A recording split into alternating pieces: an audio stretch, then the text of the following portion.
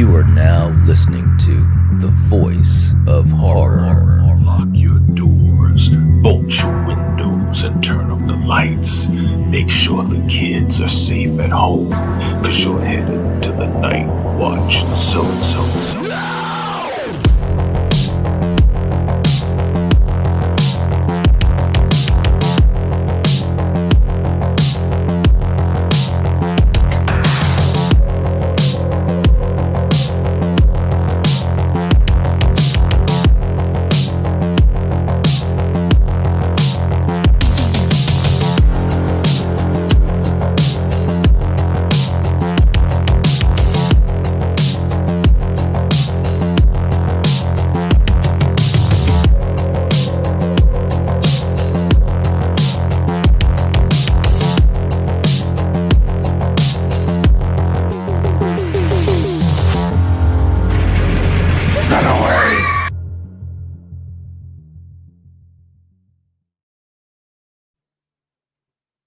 If that girl dies tonight...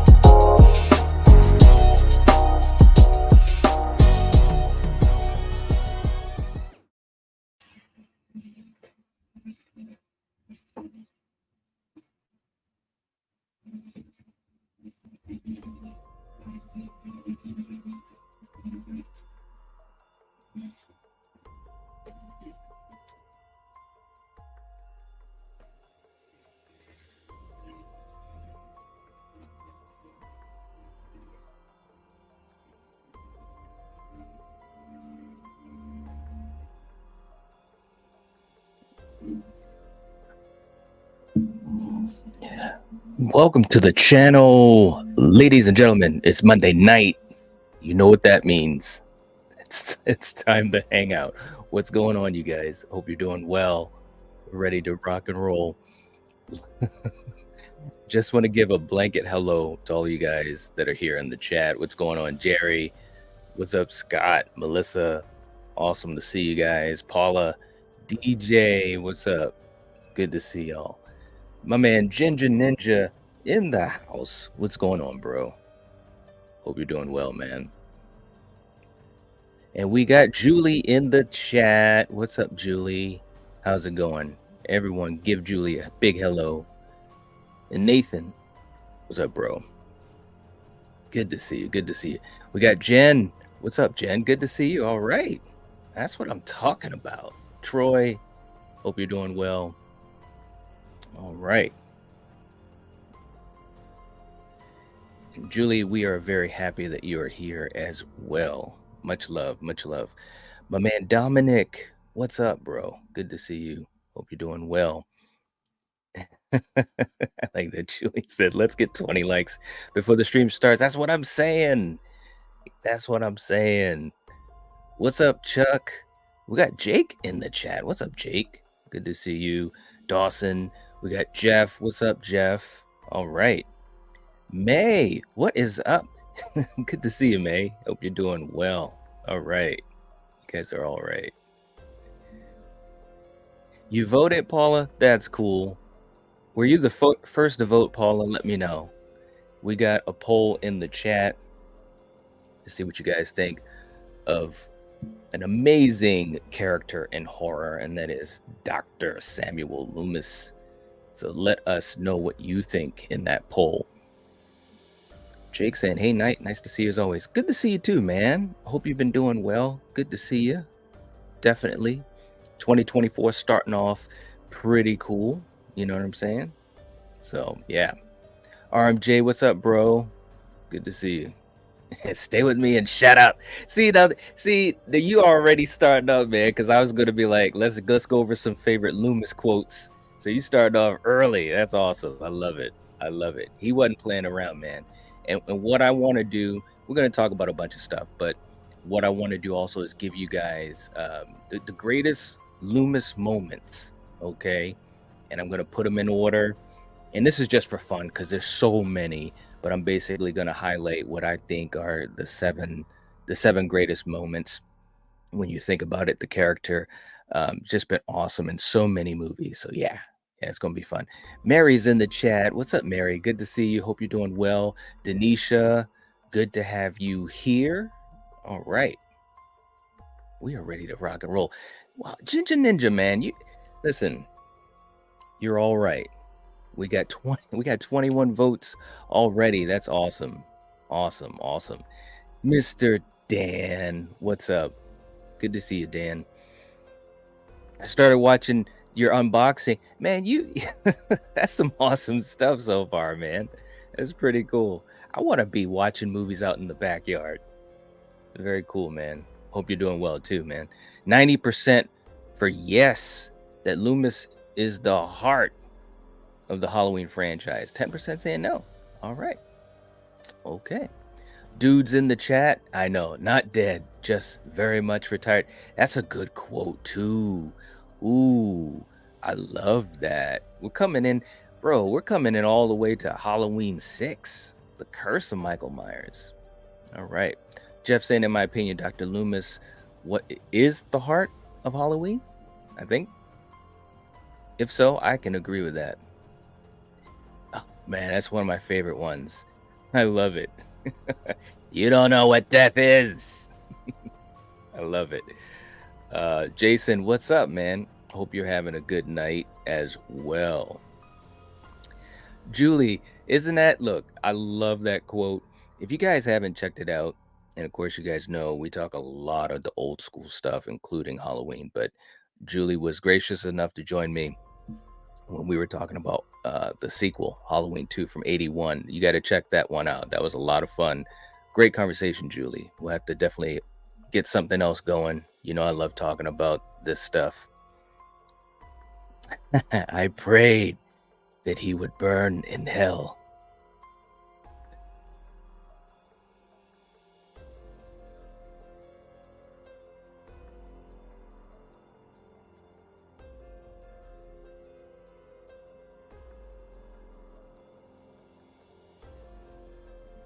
All right. I love that quote. That's a good one. I love that quote so much. Oh my gosh. Denisha saying we got 24 likes. All right. Jen saying that Loomis is not the heart of the franchise. Wow. Okay. Jen, you'll have to explain why you think that. I'm just curious. But that's cool. I'm going to explain to you guys why I think he is in a little bit. Yeah. Dan said, I'm going to hook up the outdoor screen for sure. You got to, man. As soon as, like, as I was watching it, of course, that's something I've always wanted to do too.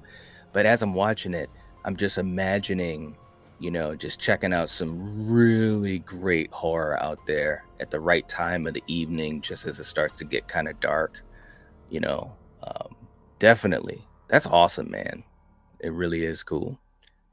I got to do that someday. I really do. When I do, I'll have to let you know. I have to record it. What's up, Jason? Yes. Greatest Dr. Loomis moment, him drinking with the priest in the truck. The smile he gives. Yes. And it's funny too, because in that scene, and we're talking about Halloween 4, the return of Michael Myers.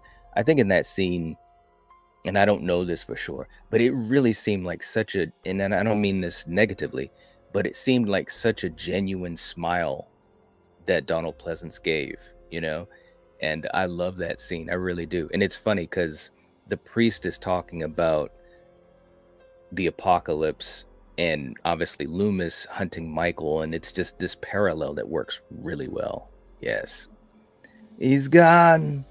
He's gone from here. The evil is gone. I love it. May, we're at 29. All right.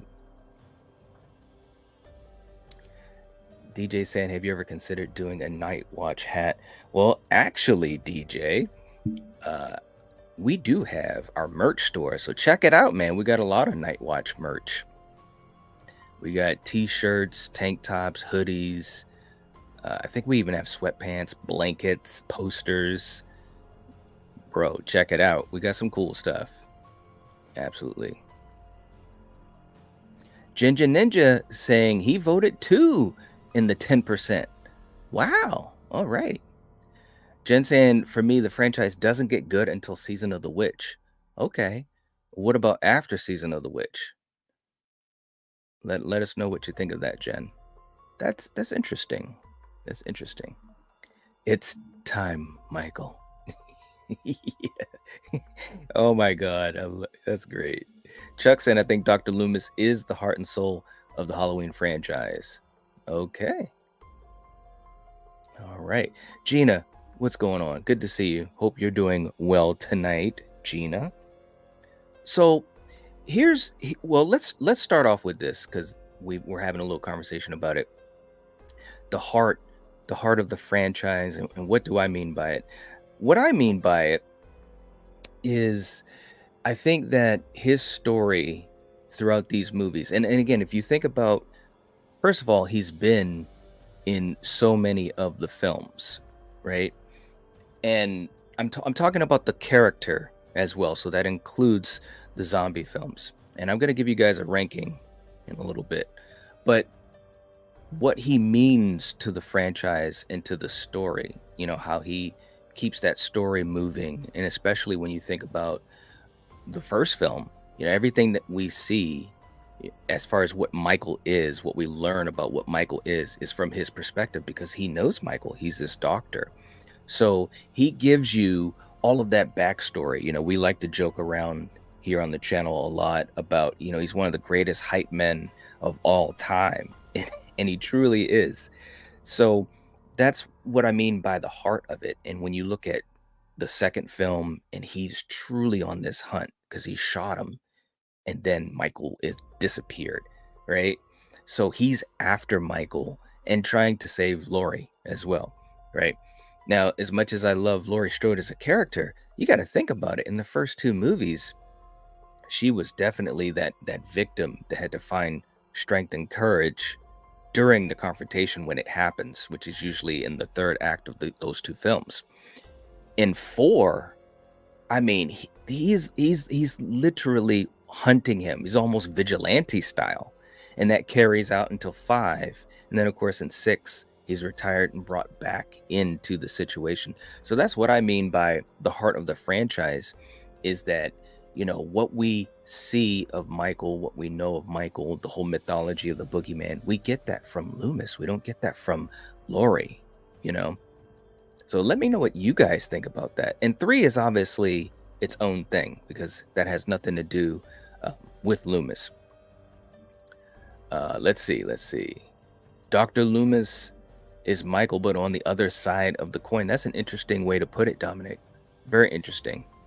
Yeah. Gerald, what's up? Gerald's in the chat saying hello.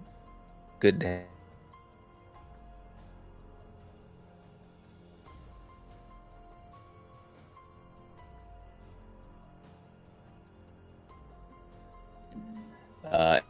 saying Dr. Loomis rules Halloween. All right. Yeah. Very, very cool. Paul is saying Halloween 78 is iconic and terrifying. It is iconic. It is. Jason, Lonnie, get your ass into the Night Watch Zone merch store. I like that. Jason, and by the way, Jason, it's good to have you here, man. Missed having you in the chats. Saying Dr. Loomis went on screen I paid attention and sat up in my seat. The other characters, I was just like, die or fight. Dr. Loomis is the heart of the franchise. Well, I'll tell you this: when I first saw these movies as a kid, and I was really young, I was like 7, and he automatically grabbed my attention. That character just grabbed my attention. I paid attention to what he said, and everything that he said, it seemed so important, even to the mind of a child, right? And it's funny because he's obviously trying to stop Michael. So he's the good, Michael's the evil. So when these movies would come to their finales and he would be in the fray against Michael, I found myself relieved. I was like, oh man, thank goodness Loomis got there to save, Laurie or whatever. And that to me just showed how important he was, as much as I was following Laurie's story and the other characters in these movies, it's always like, man, is Loomis going to get there in time? Is he going to be able to save the day? And he's just a man, he's an elderly doctor. So that was even more cool, to be that connected to him, even as a kid, man. So, hey, Danielle's in the chat. What's going on? Good to see you. Hope you're doing well. Loomis is the catalyst of the series, being that he made Child Mike into the adult monster in the movies. Now, did he do that? That's interesting. And I actually have something that'll be coming up to address that. So in your opinion, and we've heard this, from other people too, and I know Val's big on this idea as well. So did Loomis turn Michael Myers into a monster? That's a good question. And Danielle, let us know what you think about it. Kieran's in the chat. What's going on? Saying, how's it going? It's going well. Just chilling. And Gina, that's my favorite. Let's play that again. I got some clips ready tonight, man. Here we go. If that girl dies tonight. I'm ready to rock. Oh my goodness. If you guys were not around for Halloween Fest 2, oh man, we had so much fun doing those streams, watching those movies, and even with some of the movies that are not the greatest, like 5. We had so much fun. We really did. It was great. Jen saying, I would not have even given Halloween a second and third look if it weren't for Night. Cannot change my mind about parts 1 and 2. I was bored. 3 through 5 were good. 6 through H2O should not have happened. Wow. Okay. All right. Well, I'm glad you at least gave it a third look. That's a good thing. Yeah, that's a good thing. 3, 4, and 5 were good. All right. Now that's interesting. That's really interesting. But I do enjoy those as well myself personally. I do know some people are not big on 5, But H2O was really good. I'm surprised you don't like H2O, Jen. H2O is about as Scream-like as a Scream movie. When we did our stream on H2O, and this was like 2 years ago. If you guys haven't seen it, you got to check it out in my Halloween playlist. We were joking, or I was joking around. I can't remember if Kill was too. He might have been as well, but I was calling it Hollow Scream H2O. And of course, Kevin Williamson being involved. Not that that was a bad thing, because that was a sign of the times. You got to remember that was 1998, right? But man, they were doing some stuff that you would see in a Scream movie, like hardcore, which was fine. But yeah, H2O, I do enjoy it. Jen, let me know if you like H2O. I'm really surprised if you don't, because it's very Scream-like. And you can see that throughout the movie. You can see that Kevin Williamson touch. I mean, even Michael, when he was attacking, he was doing stuff that Ghostface would do, with the knife in that scene right before him and Laurie finally see each other through the door, through the glass, and he's trying to stab at John Tate, and he's through the gate, right? And he's got the knife, and he's like going like that with the knife. I'm like, bro, you are not Ghostface. What are you doing? It's all right though. That's the beauty of the franchise, is those ups and downs, the good and the bad. Yeah. Danielle saying Loomis was trying to stop Mike because deep down he knew he created Mike. I don't know. I don't know if I don't know if I'm. You guys let us know what you guys think of that. But what about when Mike killed Judith? He was already like whatever we want to call him, that evil inside. And Loomis didn't have anything to do with that.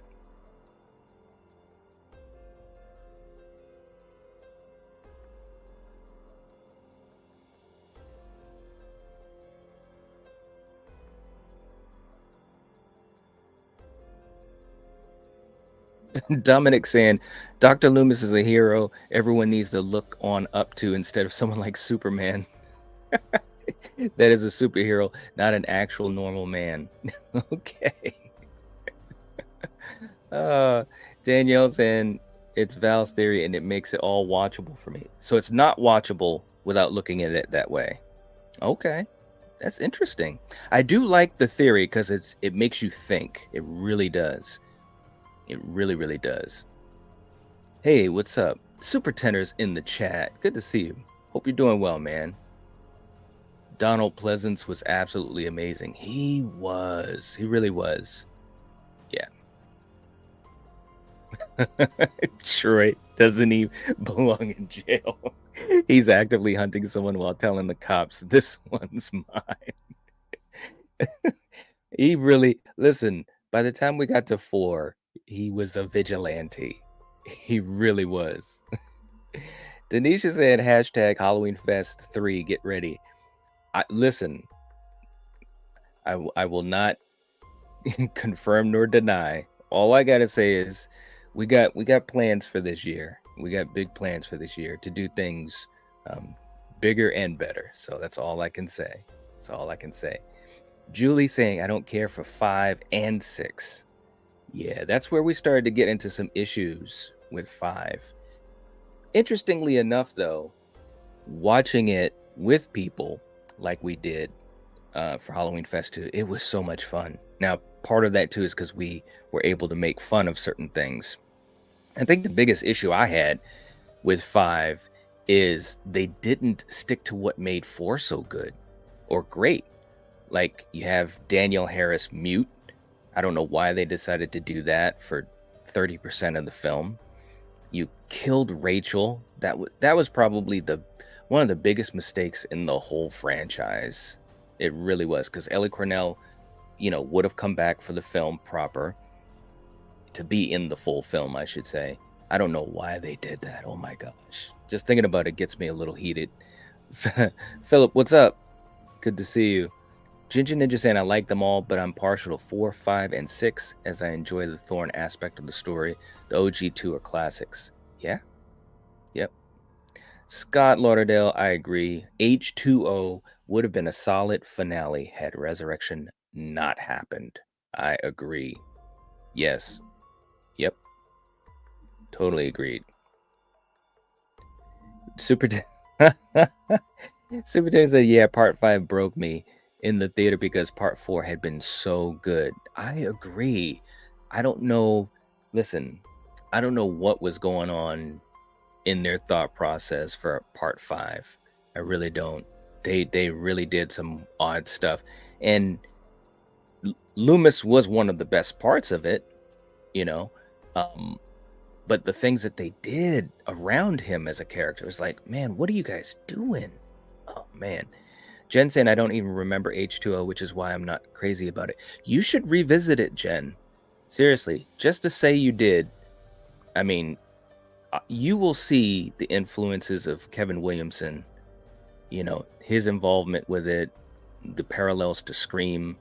Jamie Lee Curtis, I will say, and I know some people, they'll have this argument whether or not her performance as the character, was it better in H2O or 2018? That's a conversation, at least for me, for another day. But I will say her performance as Laurie Strode was one of the best in H2O. So I actually think you'd like H2O. I really do. Because it's very Scream-like. It really is. Let's see. They did fumble it, man. Jake saying, I love all of them except for Season of the Witch. That movie should have been made into its own movie and not have had the Halloween name, but to each their own. And see, now this is what I really enjoy about the conversation when you talk about the franchise, because people love certain movies versus other movies. I mean, and that makes sense. The franchise has been around for almost 50 years. You got 13 movies over 50 years. You're going to have different people like different things. And that's cool because it has the opportunity for different conversations. So I dig it. That's right. That's right. May. I love it. Yeah, 3 would not have gotten. Listen, the bottom line for 3 is that they promoted it way wrong. You know, it would have been better received if it hadn't been called Halloween 3. You know, I understand maybe at the time they thought they could, like, I don't know. It's hard to understand why they did it, other than the fact that they thought they would just fool people. You know, even the tagline for the poster, "The night no one comes home." You know, so it's like, okay, guys, come on. Jeff saying, I don't think Loomis created Michael. Michael was pure evil when he was a child.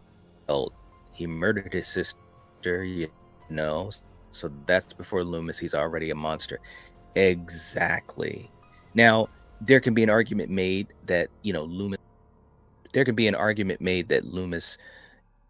helped, you know, that process along, you know, being in the hospital, and I'm sure questioned time and time and time again. But I don't think that Loomis created Michael or turned him into a monster. He was already a monster, you know. To Super Tender saying, I always felt Michael was possessed.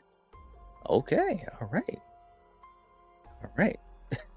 He's the hero Haddonfield deserves, but not the one it needs right now. Wait a minute, wrong movie. Right.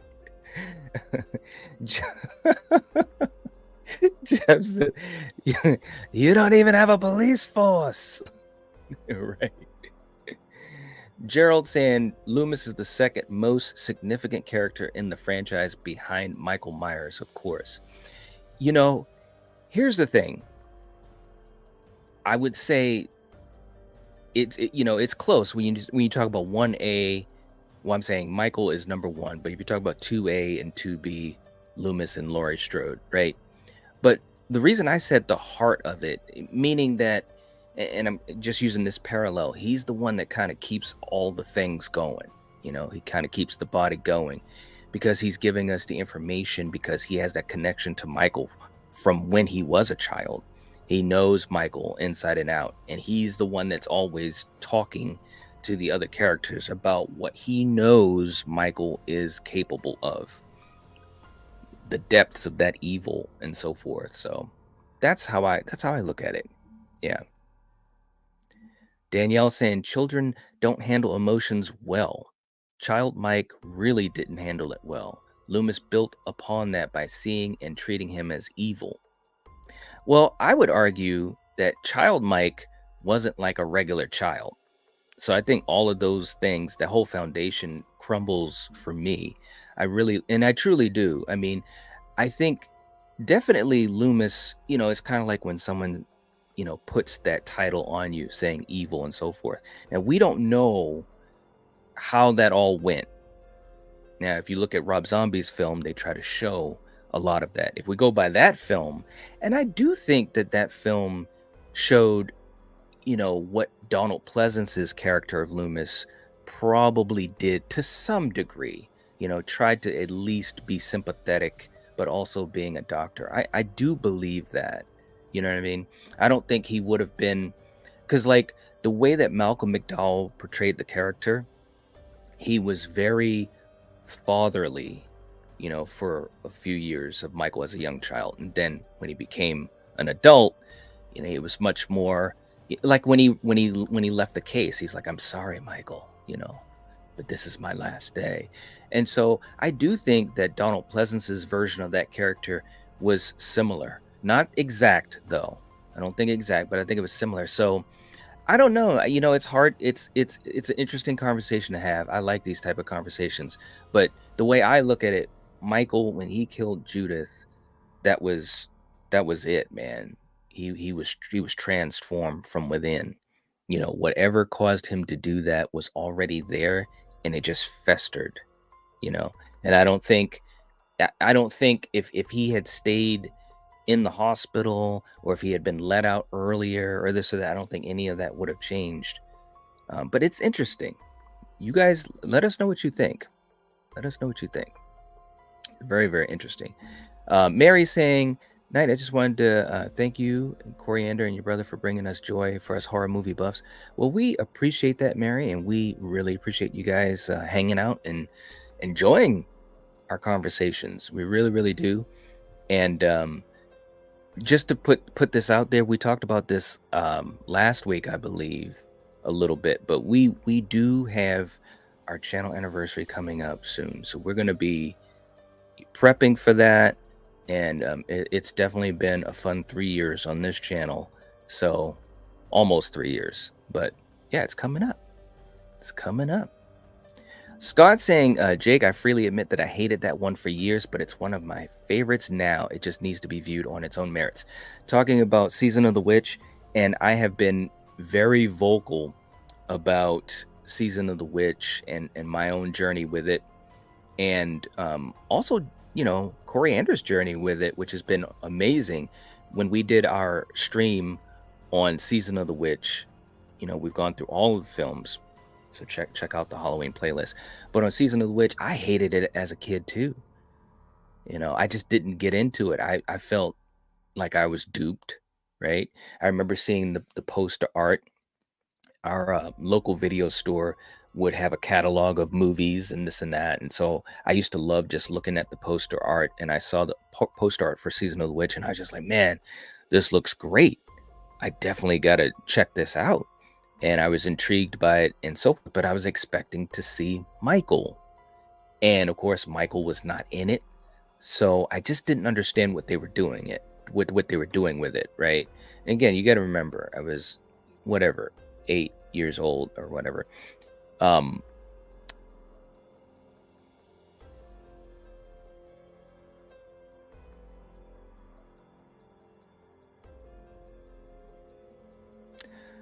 But then, you know, when I got older, I think I might have been, I don't know, maybe 17 or so, something like that. I said to myself, well, let me give it another chance, because I had obviously been a huge fan of the other films, and I did, and I was like, wow, I really like it. So it just goes to show that you can enjoy a film years later, depending on your mindset. Yeah. Julie saying they didn't have the guts to make Danielle the killer as planned. Huge letdown. Yeah, that's true. Now, here's the question, though. And for you guys, and Julie, I don't know if you've seen it, but I did a video that I really enjoyed talking about the evolution of Michael and the Halloween franchise. And my question is, if they had gone down that road, what would it have been like, right? Ultimately, they put their money on Michael. You know, that's ultimately what they did. And I can understand that. I can truly understand that. But I was really curious to see, I guess what I'm saying is, if she had become a killer or had, you know, made a kill or two or something like that, and still there was this tug of war between her and Michael, I would have liked to have seen that. If the next movie was just strictly her, I don't know how well that would have worked. But it's interesting to think about it, right? And figure out what would have worked, what do we think wouldn't have worked, right? So yeah. Dude is not a fan of H2O. There we go. Now we're getting into it. To me, H2O is rather bad. The scenarios are good, but the execution is dumb at times and very try-hard. Subpar Myers look and delivery as well. Scream soundtrack was out of place. Halloween 6 is greater than H2O any day. Guys, let us know what you think. I will say this. I do think that they didn't show a strong Michael. Or I should say, Michael wasn't a strong presence in the film like he could have been. Now, maybe that's because they wanted to focus on Laurie more. And, you know, I kind of understand that. They were definitely banking on Jamie Lee Curtis, which worked financially for the film. But I do think that Michael, it wasn't the best Michael performance for sure. And you guys know that. I've talked about that a lot of times. So I definitely hear what you're saying. Jeff's saying the original Halloween's the best. Part 2 is a good solid sequel. Part 4 is good. 5 not so much. It's not good. It's my opinion. Yes, I hear you, man. Hey, what's up? My good buddy Steven in the house from Craven. Something scary. What's up, man? We're just having fun. So, if that girl dies tonight, hope you're doing well, man. Seriously. Oh my gosh. It gives me a big smile, man. It really does. Melissa's got her ranking. Well, there we go. Yes. Very, very cool. Very, very cool. And Julie, yes, we're definitely happy to have you here too and hanging out. Hope you're having fun. And like I said, it's always good to be hanging out with the community and just getting some positive vibes. Everybody needs that. And I know a lot of people talk about the fact that they have fun getting together and talking about movies, having fun conversations, creating memories and stuff. So definitely glad you're here. Jason said Freddie Harris is a close second for the heart of the franchise. Well, look, man, I don't know about that. Let the dangertainment begin out. I don't know if he's a close second. Maybe a third. Maybe a third. And absolutely, Steven. Definitely glad to have her hanging out with the fam tonight. Yes. Yes, yes, yes. Ginger Ninja saying he shaped the shape. I love it. I love it. Okay, so you gotta love this. Jen said, okay, I just Googled H2O and I had them backwards. I did like H2O. I thought that storyline was Halloween 4. Okay, all right. All right. I was about to say, if you didn't like H2O, then the Halloween franchise has no hope for you because H2O is so Scream-like. So yes, yes, yes. Craven saying to Mary, thank you. When night and I together, it feels like thunder and lightning. Yes. And speaking of which, and for you guys in the chat, definitely come and hang out with us Wednesday night. We're going to continue Bloody Lovers Fest over on Steven's channel, Craven Something Scary. And we're going to be having a huge surprise reveal. And then we're going to be back here on Thursday night to finish our 4th film in Bloody Lovers Fest. Is going to be so much fun. It really is. So definitely make sure you guys hang out with us. We got Jason saying Jason needed a Dr. Loomis in his franchise. Yeah, I agree. I agree. And I think, yeah, you took the words right out of my mouth. I think Creighton Duke was that type of character, but unfortunately he was in the wrong.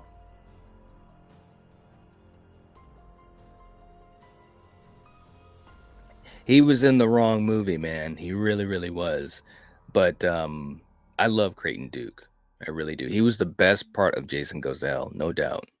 No doubt. All right. Now, real quick, let me catch up here. I know I'm way behind, so I appreciate you guys just hanging out. May says we got 37 likes. All right. Very cool. Danielle says, how many times has anyone lashed out for whatever reasons? Now, while many, hopefully all of us never killed anyone, how would you turn out if you were treated as if that one moment was who you are? That's a great point. I absolutely agree with that. But again, the way I look at it from the beginning, and again, you guys let us know what you think about this. I see it as that evil inside of Michael. This is a different situation than like a kid throwing a temper tantrum, and throwing something at their parents or something like that. This is evil, big time evil. So I just look at it like it's different, Daniel, let us know what you think about that, because I think that evil was already there.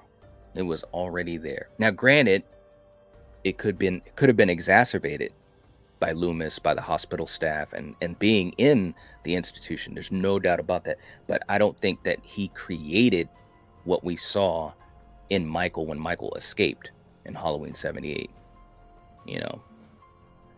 And Paul is saying, not all kids are evil. I did like seeing Michael as a child. His parents could have been a little more understanding. Perhaps. Agreed. Hey, we got Jeff coming in with a super chat, $5 super chat. Thank you so much, man. Appreciate that. Very kind of you. Saying, I'm with you. I hated that movie for a long time, Season of the Witch. I learned to appreciate it. Right? I know, man. I'm right there with you. And it's one of those films, one of my biggest examples of a movie that I had a total turnaround on. If you could have seen me growing up, anytime anyone mentioned that movie, I was just like, nope. And like I said, one day I decided to give it a chance, and then boom, there it was. Jeff, thank you so much for the super chat. Really appreciate that. It helps us out, and it's very kind of you to do that. Seriously. So let's do a clip. You know, sometimes when you're a fan of 80s music, you're prepared to listen to anyone sing it, but then they take the lyrics literally, and this is what might happen.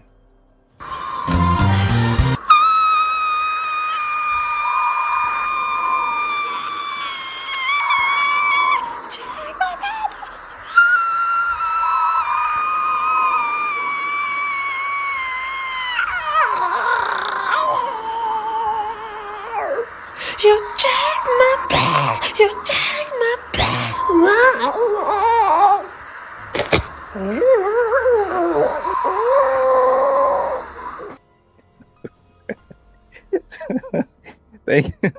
Thanks so much, man. I appreciate the support.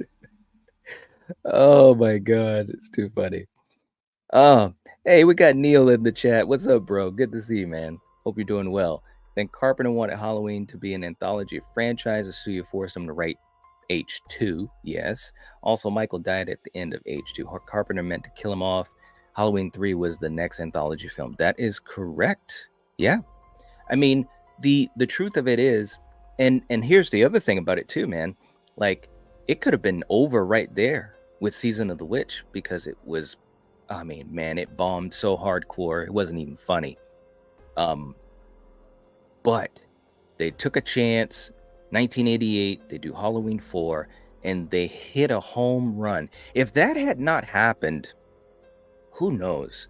Who knows what would have happened to the franchise? Seriously. But Halloween 4 was so well received. There was so much hype about it, and just everything worked. Everything worked. And I truly think that was a turning point in the that was one of the turning points in the franchise. It truly was.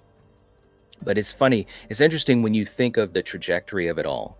Definitely check out my video on the evolution, because that's something that's always really intrigued me about this franchise. You know, it's a little bit different when you look at, and I'm talking about old school, right?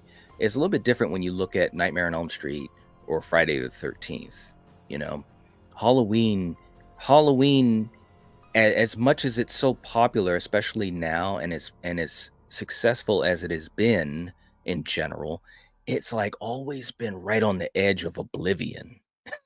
Literally, you know, like you said, Carpenter didn't want to do a sequel. They screw up Season of the Witch. They take a chance on Halloween 4, which at the time, you got to remember, 1988, the franchise was way behind Friday the 13th, and especially A Nightmare on Elm Street. By 1988, you already had Dream Warriors, you had the Dream Master in 88, you had Friday the 13th Part 7. You know, so like Halloween and Michael Myers as an icon was so far behind, but 4 was so good that they were able to keep moving. And of course, they misstepped with 5. And it's just crazy. Like, it's always kind of been on the edge of a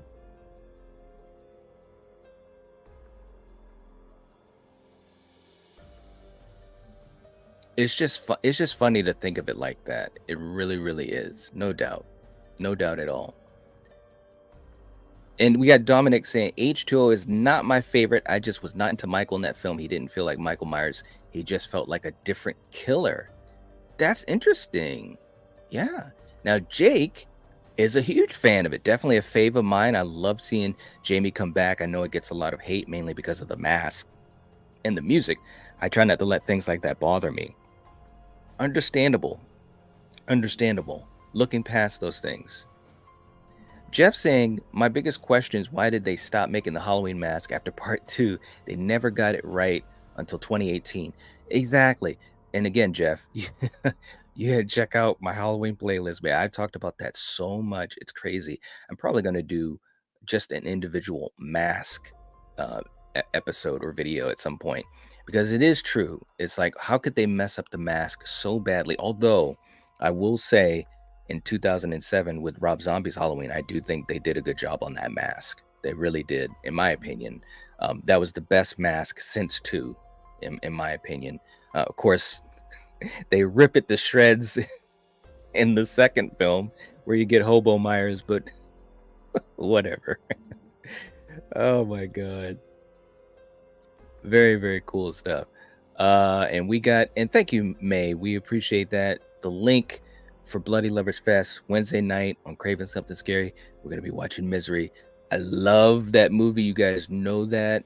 Oh my God. It's going to be so much fun. Yeah. Jeff, you're right. Jenny should have been the character. They should have had her come back for sequels for Friday. That was the plan. They originally were going to do that. Friday 3 was going to have Jenny come back. And unfortunately, Amy Steele's agent, and she had a part of that, decision as well, from what I understand. But they wanted to try to do some other things, and unfortunately, it just didn't work out the way that she wanted it to. And I think the franchise could have done some interesting stuff. But that being said, I do think Dana Kimmel was great in 3. And I think Chris as a final girl is severely underrated. I loved her performance in 3. So it's just interesting, the woulda, coulda, shouldas. So, stop it, Dominic. Jason Goes to Hell is a masterpiece. Oh, one of these days, and I got to get my good buddy Eric from Hey Internet, Eric here. We got to get him back on and just talk some Jason Goes to Hell and just have that debate, because I know he loves talking about it, and it's some interesting stuff. It really is. Gerald saying you're definitely an outstanding host streamer. Well, thank you so much, Gerald. I appreciate that. That's very kind of you. Gina said, I actually like Jason Goes to Hell. I stand by Eric. I will say this, and May, thank you for putting the other link in there too. I will say this, Jason Goes to Hell had some good moments and some great kills. It does have some great kills. And I can watch it. I watch all the films, I watch all the films. That's because I'm a huge Friday 13th fan. Yeah. Ginger Ninja saying, any chance of bringing back the top 10 80s? Those were fun. You know what, bro? That's really cool. I put it this way. We talk about that quite a bit because, as you know, we did a lot of things early in the channel. I mean, we're over 1,000 videos on this channel now. So obviously there's a lot of things that are just buried in time. But yeah, we have talked about that. We really have. So yeah, but thanks for mentioning that, man. Let me know what you think. What would you like to see? You've been a huge supporter of this channel for a long time, man. Let me know what you would like to see. And, maybe we can make that happen, man. Seriously.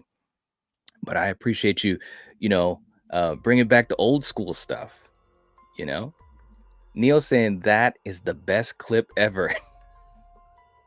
Yes. I love it too, man. Danielle saying the point is evil holds more weight to me. A child making a horrible decision is not the same. What he became was evil, but that's the question. Was it the excuse, the psychological experiment? It's interesting. It really is. And like I said, I think that the idea that Loomis had a hand in it. Well, okay, so there's to me, those are two different things. Did he have a hand in what Michael became, or did he create what Michael became? Now, I can vibe out with he had a hand in it, possibly, just because of the situation and being locked in an insane asylum and all of that type of stuff. I can get on board with that. But creating it, I don't agree with that. But that's just me. And I know some of you guys are on the fence either way. So let's see. Yeah, that was Jessica Simpson. Oh my God. Hey, look at that. We got Sir James in the chat. Long time no see. What's up, man? Haven't seen you in a long time here. Hope you're doing well. We're just hanging out, chilling, talking about. Notice, guys, in that night vision, the night vision gets the best of me. There you go. Hope you're doing well, man. Seriously.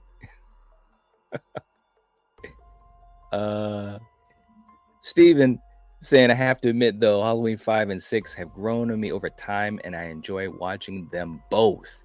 Yeah, man. Same here.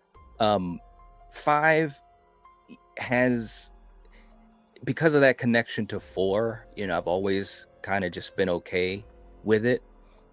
6 definitely is tough. 6 is tough, but I've come around on some things. I do think it has a great atmosphere. It does feel like Halloween time, and you got some really cool moments. So it's tough, man. It's really tough, but I'm okay with it. 5, yeah, 5 is easy for me to enjoy just because of the fact of the connection to 4 and Loomis. But it's interesting how people look at the different the different films and what they like and what they don't. Neil saying hashtag Team Hobo Myers. You are not a fan of Hobo Myers. You gotta stop. You gotta stop. Neil, let us know why you're a fan of Hobo Myers. Let us know. Sir James saying Halloween 1 through 3 is the best. Dawn. Post made the Halloween mask for 1 and 2. Okay. All right. Steven, be there Wednesday night. It's going to be a blast. It will. Hobo Myers would kick the shapeless butt. Okay. I love that. That was good. And look at this. Ginger Ninja, man. I'm telling you, you're all right, man. Thank you. That is the link. I really did enjoy doing that video. The evolution, or the evolution. I like that, of Michael. That was a fun one, man. I just kind of going through the whole franchise from 78 all the way to ends, and just talking about what the character was and what he became and why. And it was really fun to do. That would have been a video or a topic that I could have done as a live stream and just gone on for hours, because there's just so many interesting viewpoints. But thanks so much, man. Thank you for putting the link in the channel, in the chat, I should say. And guys, definitely check it out if you haven't. Jeff coming in again, a $20 super chat. Bro, thank you. Thank you so much. I really appreciate that. I really, really do. That is very kind of you. Saying, question is, evil born or is it made with Michael? The original background of him is, he says, evil. With Jason, he saw his mother get killed. So did that make him a killer, or was he already a killer? It's a question you think about. Yeah. No, I agree with that. The thing about Michael, and I think that's also what's scary too, right?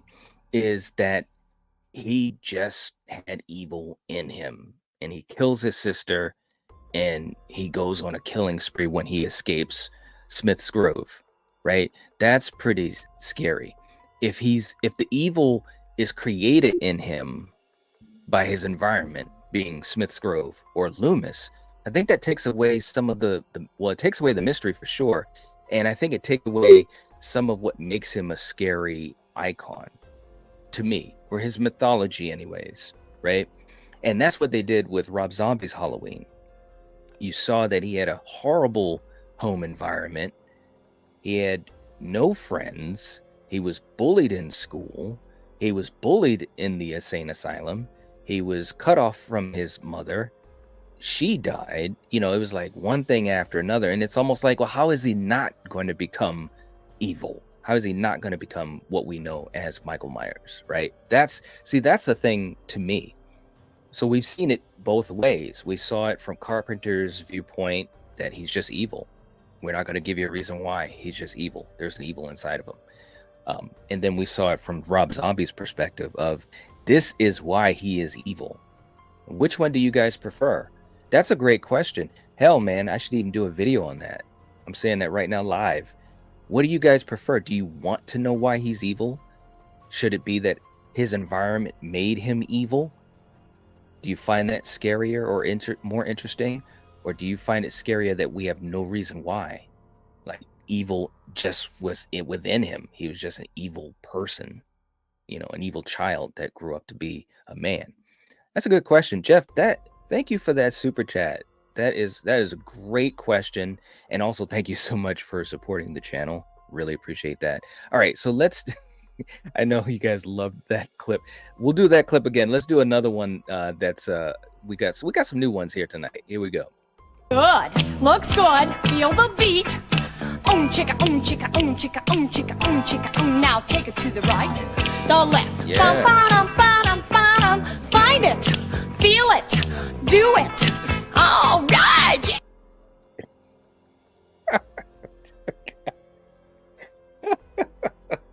Sorry. Oh my God. Whew. Yeah, I love it.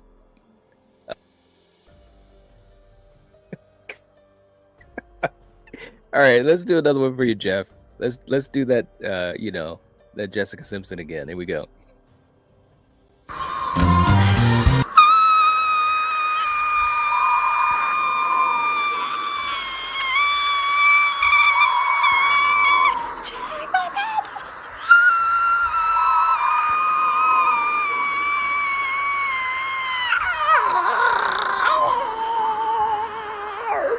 You take my bed. You take my bed. Oh my God.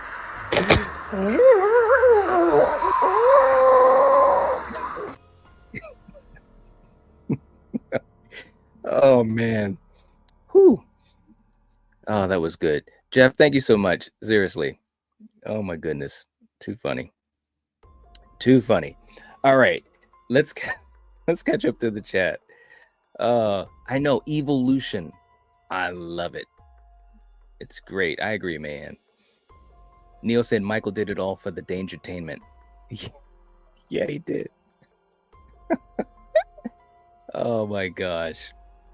I know, man. I don't know what happened. I don't know why my Wi-Fi is freezing up. Yeah, I don't know. It sucks, but I'm sorry. But we're still having a good conversation. The voice is so worth Danielle. Okay. Thank you. Ginger Ninja said Michael was watching Dangertainment in the sanitarium. That's what drove him to evil. Yes. Yes. Yes. Yes. Yes. Team Busta Rhymes. You can't beat this trick or treat mother. There you go. There you go. Now here we go. Neil saying, I really do like Rob Zombie's Halloween 2. Everyone always saying they want something different. Well, that was something different. Ha ha ha.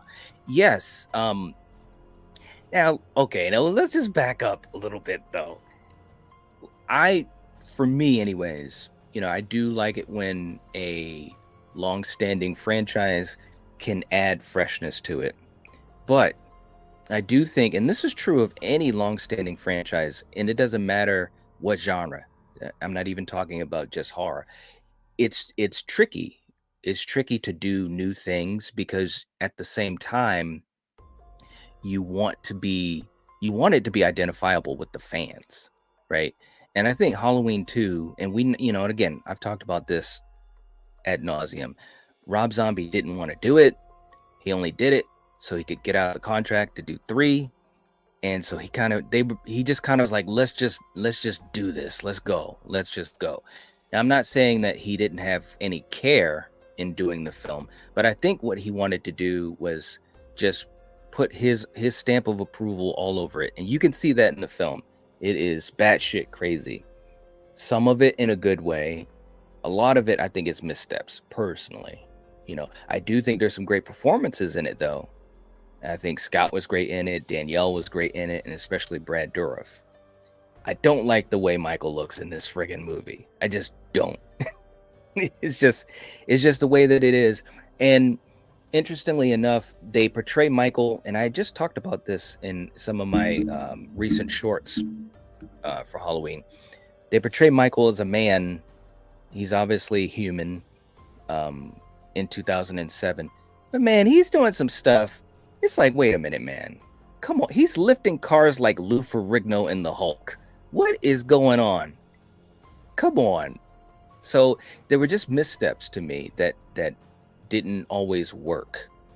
That being said, I do appreciate him trying to do new stuff, because there was no way he could have done the 2007 film as just a straight remake, you know, beat for beat, what Carpenter did. So, yeah. All right. Jason saying the top 3 Night Watch Zone shows we need. The top 10 super chat clips, return to the 80s and 90s cartoon epic. Top Friday 13th side characters we want back in the TV series. That would be actually pretty fun. That would be pretty fun. I think we had done a stream once. It might have been similar to that, about what we want in the TV series, or it might have been what we wanted in the new movie. But leave that as a comment, Jason. I do like that. That's pretty cool. I do like that. Jen said, I turned off Rob Zombie's Halloween 1 partway through and never watched part 2. There you go. Oh my gosh. It's too funny. I don't blame you.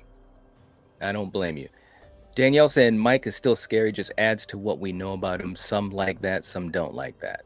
Yeah. Okay.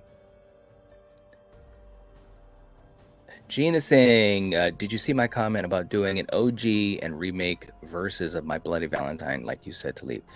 I think I did, Gina. I've got it written down. So it is written down on our list. And we, just to let you know, and I think you've heard me say this before, Gina. I mean, we got a list that easily could take us to the end of the year for Battle World. Easily. And we try to go, we try to pick it based upon, number one, what's readily available to the 4 of us to watch, because we've got to watch both movies so that we can accurately vote.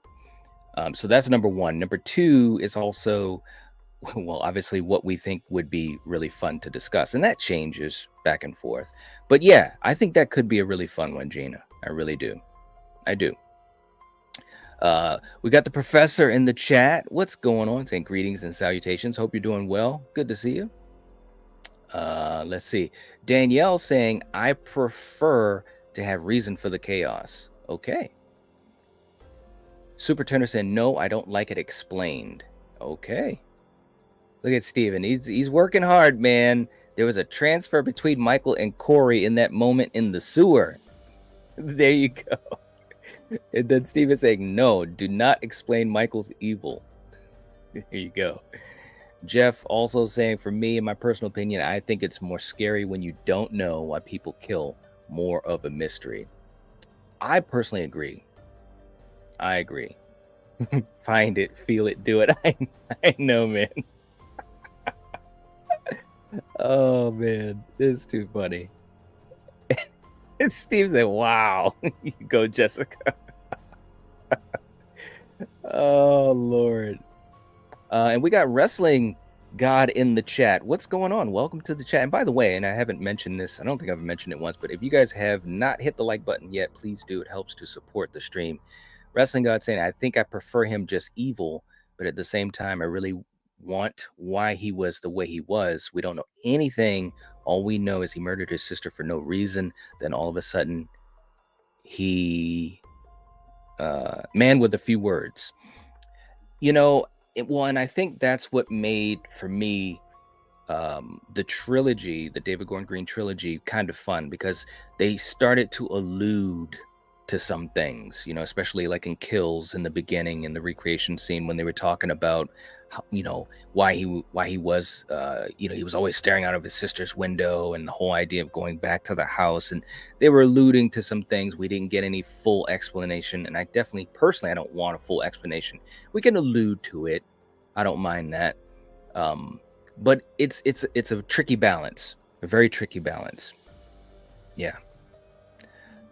Professor Macabro saying Rob Zombie's Halloween 2 is one of the movies that made me hate a main character. Laurie is insufferable in the unrated cut. They made her super unlikable. Yeah, they did. They really did.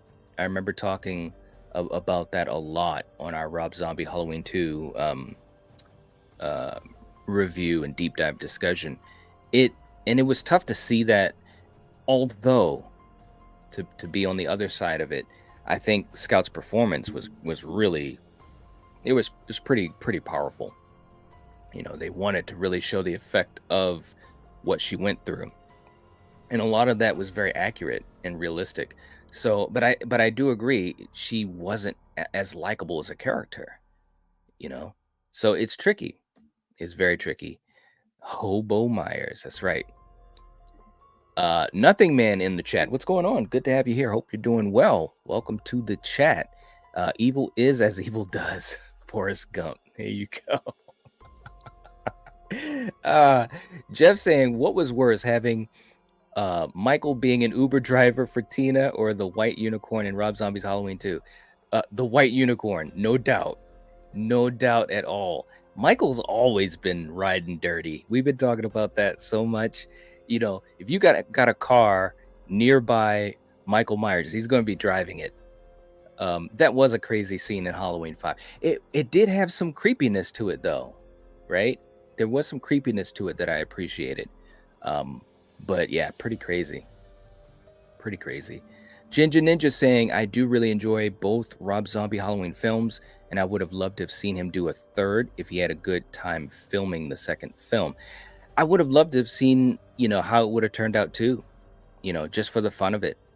I really would have. But he, man, and I feel bad for him, to be quite honest, and I've talked about that a lot. Check out my videos on Rob Zombie's experience with Halloween in my Halloween playlist. He's just disconnected from the franchise. He was a huge fan of it for years before he even became a director, and the experience left him so jaded. I feel bad about that, man. Can you imagine that? Like, you become the director of a franchise you've loved since you were a kid, and because it was such a crap show dealing with the studio and all the rewrites and the studio interference, that you hate the franchise.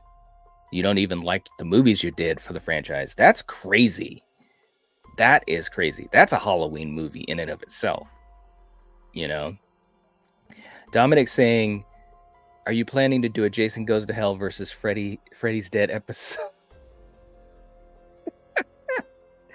Listen, I'm gonna tell you what. If Eric has any say in it, we will be doing something to that effect. We've been kind of stewing on it, waiting on it, but that is on the list. So get ready to buckle up, because there's going to be a lot of ranting on that episode. No doubt. Neon Black Reviews saying Michael is possessed. That's where Pazuzu went after The Exorcist. Yeah. Julie saying the Corey transfer felt a bit romantic. Well, that's interesting. That's an interesting way to look at it, Julie. What's up, Drew? Saying just slap that like button on the way in, evening, night. What's going on, man? Good to see you. Yeah.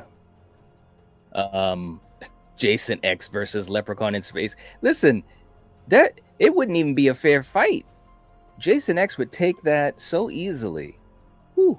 Too easy. Gerald saying, would you spend 2 hours with Laurie Strode or 2 hours with Dr. Loomis, and why? That's a good question, Gerald, and I will bypass that question. Let me just say this. You guys know, Laurie Strode is one of my favorite final girls ever. Dr. Loomis, just as a character, man, just one of my favorite characters ever. So it's like, I could, and Come on, man. Now, as a horror fan today, like if I was able to hang out with those characters, that's a tough call, bro. That's a tough call. What about you, Gerald? Bro, if they take Chucky to space, stop. Stop it. Stop it. Danielle saying the unicorn was blah. I really didn't like it when Rob Zombie gave up on trying. Just gave up on trying. Yeah, I think that it was, yeah. No, it's too bad. It's really too bad. And I mean that. I really mean that. I wish that he had a better experience doing those movies, and who know what that would have done to the movies, you know? Neil saying, I'll be doing super chats for whatever is put up against Jason Goes to... Right? Oh, man. You know what? Seriously, though, that will be a fun episode, because I know Eric, and he's probably going to either jump in here or maybe catch the replay. I know Eric will be prepping for that like you have never seen him prepped before. He's going to be giving points to Jason Goes to Hell. It's going to be absolutely hilarious. The ranting, oh my goodness. Definitely would be fun. Definitely.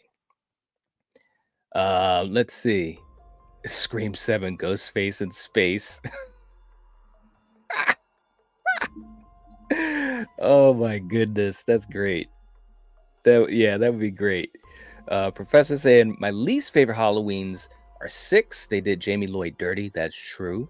She deserved better than going out like that. And Rob Zombie Halloween 2 again, because they did Danielle's character dirty too. They did, although I will say this, that death scene was one of the most emotional in the franchise. And part of that was, there was multiple reasons. And I've talked about this. Multiple reasons. One, because it was Danielle Harris, and it was like that connection to Jamie Lloyd, right? And you even see the younger Danielle Harris, and it just makes me automatically go back to Halloween 4 and 5, right? So that was part of it. And then Brad Dourif, his reaction, I kid you not, man, to this day, that still is haunting, his performance in that film. So I don't know if I would say they did her dirty. I didn't want to see her die, of course, but I do think the way it happened, it was very powerful, if that makes any sense. It was very powerful. 6, yeah, no, they shouldn't have done that. It was ridiculous the way they handled her character. No doubt. Jeff saying, I don't know if you've ever done this before, being by cool, take characters from different movies. Who would survive against Michael or Jason? You mean different characters from different movies? Okay, I gotcha.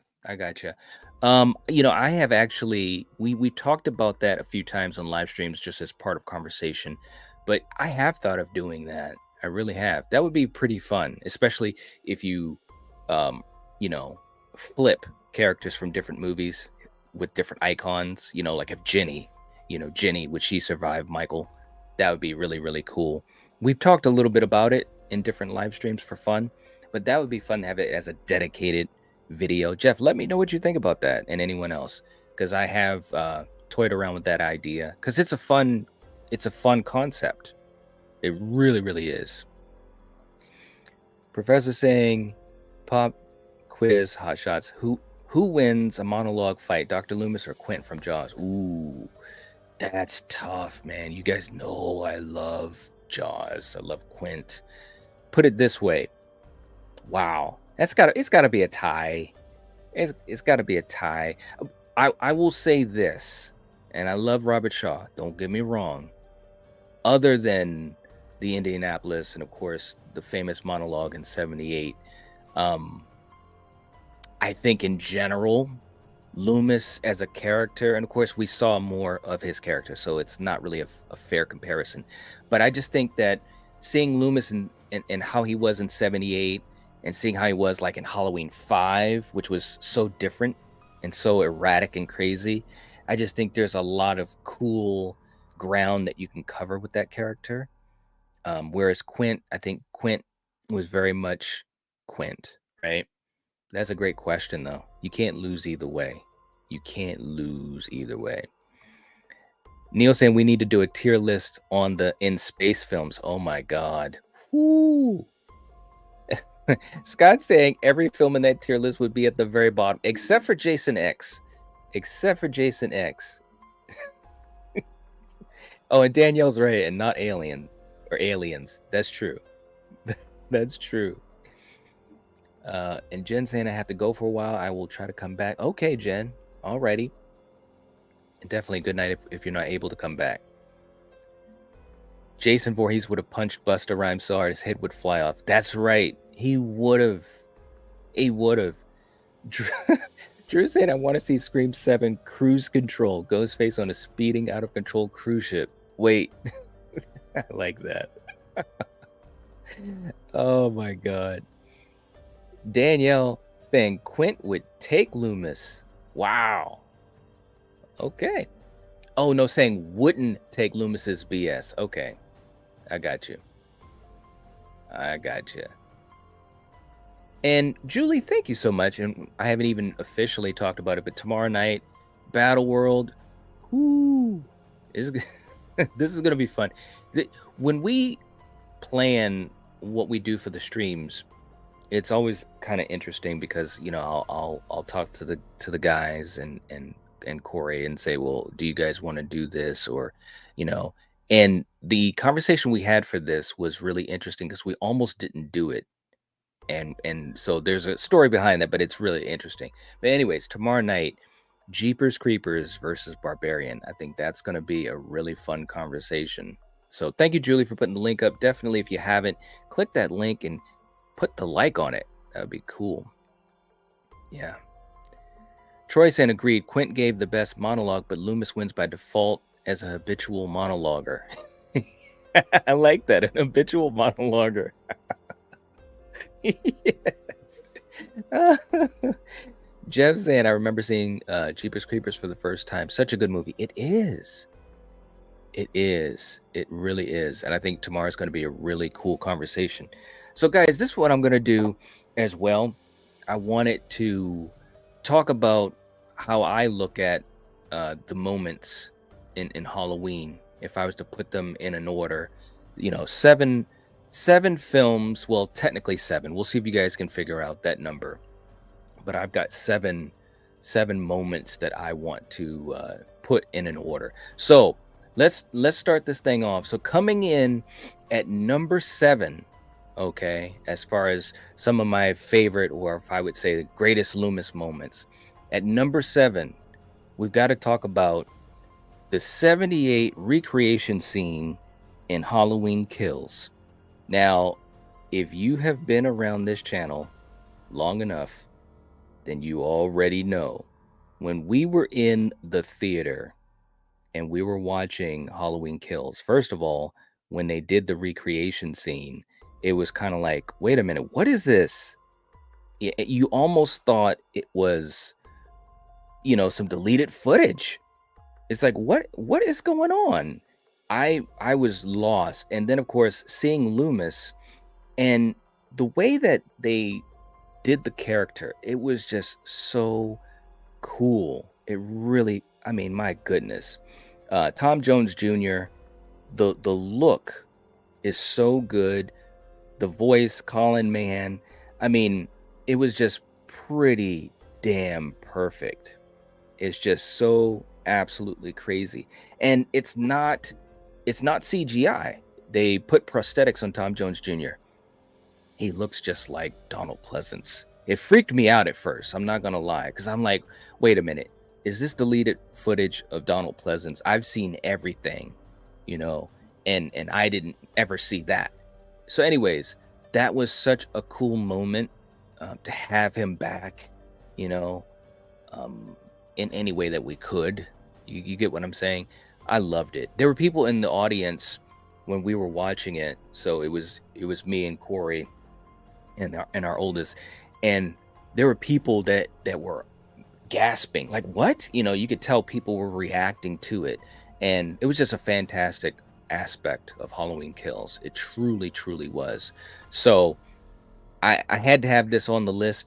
You might be thinking it's a cheat, but it was Dr. Loomis, okay? It was a quick cameo for sure, but it was um a very important part of the story because it was showing not only when Michael was captured, but Loomis was about to take him out. Loomis was about that business. So, yeah, it was a crazy moment, but I absolutely loved it, and they did a hell of a job. They did a hell of a job. All right. Scott saying the last scene in 4 is easily my favorite Loomis moment. It was great. Yes, it was. It was the best, one of the best stingers of all time, not just in the franchise. Julie saying the makeup and prosthetics were very amazing on the Kills Loomis scene. It was. Yes. Paula, yeah. For a minute, I thought it was deleted footage. Yeah. Yep. Absolutely. Super Tenor, the best order for Jeepers Creepers. Jeepers Creepers 1, the end. Yes. 1 and 2. I agree, Ginger Ninja. 1 and 2, and then stop. It's easily, and I'm going to talk about this tomorrow night. I might rant on this, guys. It's easily one of my most frustrating franchises. He's my most frustrating icon or horror villain. If we, some people don't look at him as an icon. I do. When you have multiple movies and so forth. Most frustrating because of what he could have been. And I mean, who knows? Maybe something will happen and they'll do right by the character. But in 1 and 2, very good stuff. Very good stuff. Gerald saying, I would probably choose to spend 2 hours with Laurie Strode, but Loomis is awesome. Strode because she is a lot less serious. Well said. Well said. I like that, man. Very, very well said. I'd probably be the same way. I'm not gonna lie. I'm not gonna lie. Scott saying, yeah, the look for Loomis and Kills was spot on. The voice was a bit too British, but the look was on point. Yeah, just a little bit. See, that's the thing. When I heard him, when I saw him, I was like, what? And then when I heard him, I was like, that's not Donald. And I didn't know what was going on, right? Because I was just watching the film when it first came out in the theater. And then of course, when we found out it was Tom Jones Jr. and how they did it, and they had the voice by Colin, and I was like, okay, now it makes sense. But it was pretty close, man. It catches you off guard at first. It really does. Yeah. Professor Macabre saying that was a great moment. I thought they CGI'd Loomis like they did Grand Moff Tarkin in Rogue One. Yes, that's exactly that's one of the thoughts that came to my mind too. It's like, did they CGI him? And it was like, no, it was total prosthetics. I love the fact that this is the thing. And you guys know I could rant on this forever, but I won't. That's what I really enjoyed about this trilogy. Probably more than anything else, maybe other than James Jude Courtney's performance, but the care, you know what I'm saying? The care they took in the designs, the design of Michael, how they did Loomis, the recreation scene. It was so good.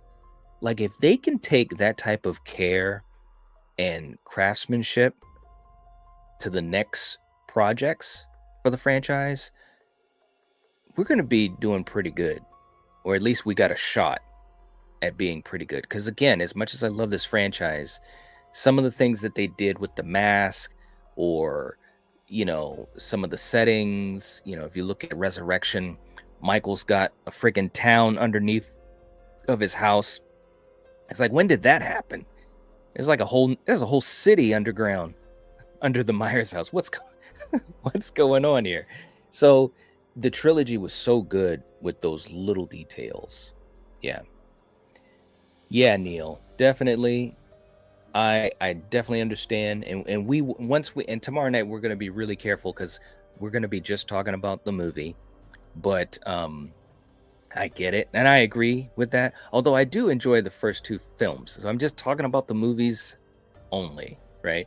The first 2 films I do think were really good, and we, obviously we rewatched the movies before we do Battle World, so we just rewatched Jeepers Creepers the other day. I think it's a good movie, man. I think it's really good. They did some good stuff in it, and we'll be talking about that more tomorrow night. But I think it was some really good stuff in it that was fresh.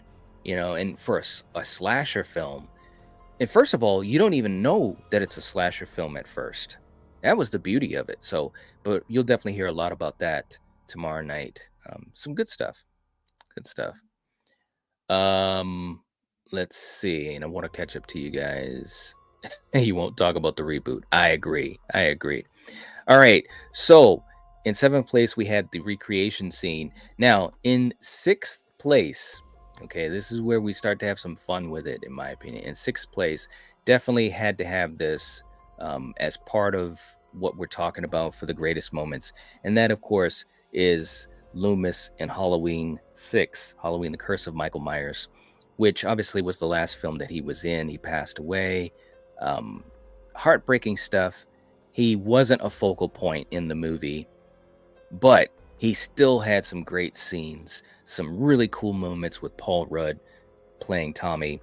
And, you know, even at his advanced age and, you know, with his health, even though he was, you could tell, you know, that his health wasn't great, but he still had charisma. He still commanded those moments, you know, when he was talking to Kara's mom and talking about the evil, and it was just like, wow, man, you're still amazing. You really are. Now, granted, we get to the end of the movie and you're friggin' throwing stones at Michael and all that crazy crap, and the thorn symbol appearing on Loomis, and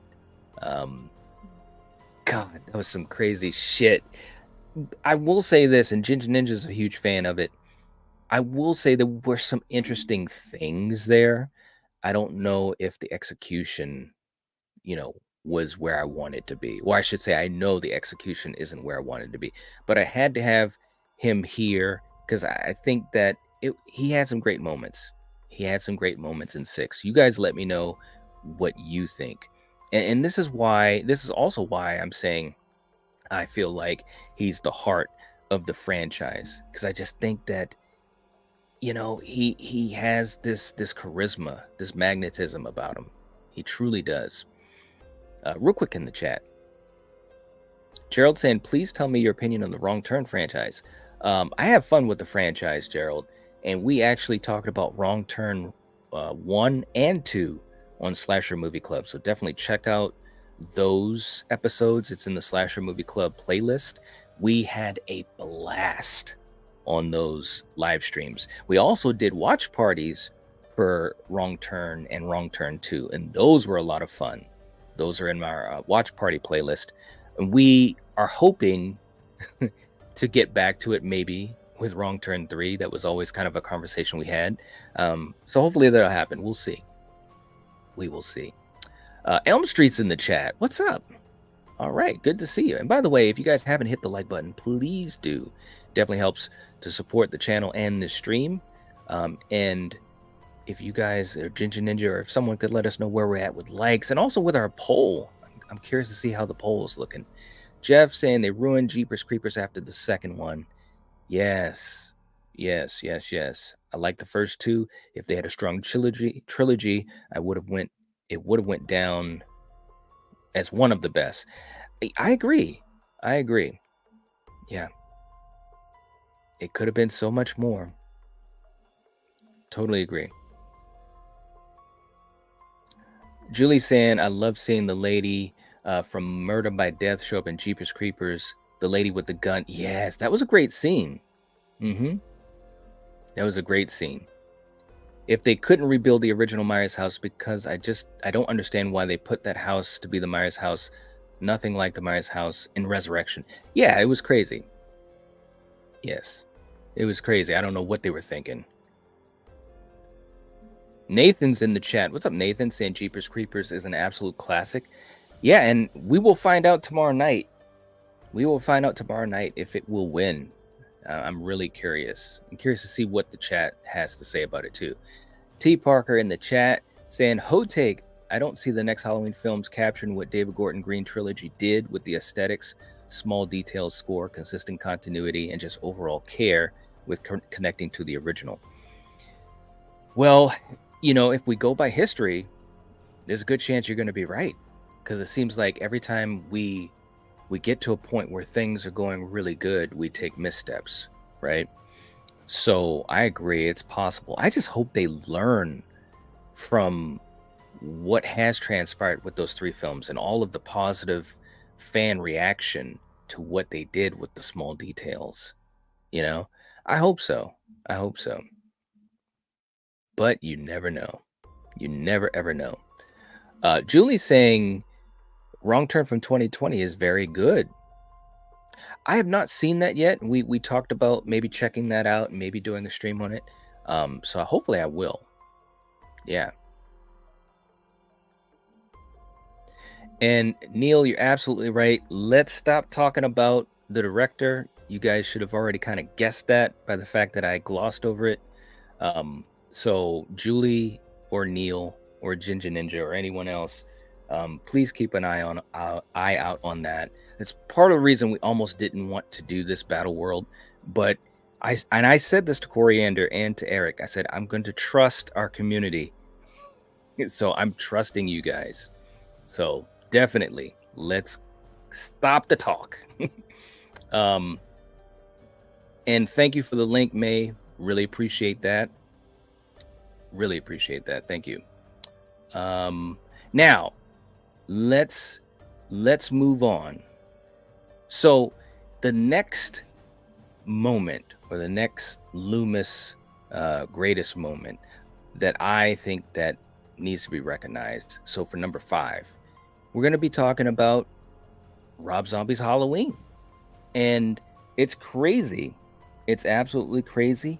But I do think that this was very interesting, seeing him with the young Michael. So we were alluding to that earlier. That's why I didn't go too deep into that, because I knew we'd be talking about it here.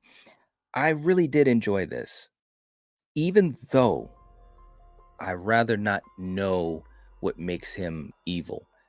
Okay.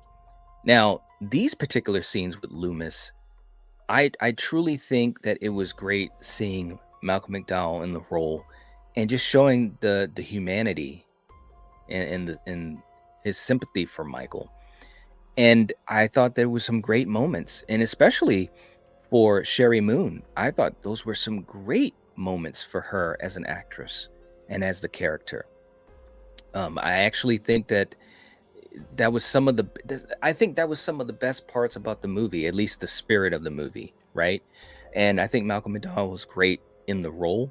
I don't prefer him over Donald Pleasance. You guys know that. I mean, we've talked about that. But I do think he showed a lot of great moments as the character of Dr. Loomis. Now, unfortunately, they went in a whole different direction with the second film. But that's another story. But that is what it is. But I think there were some great scenes for the Loomis character. I really, really do. I've put it this way. Let me know what you guys think. I felt bad for Loomis, and there was a part of me that was feeling bad for Michael, and that was because of Malcolm McDowell and also Sherry Moon, right?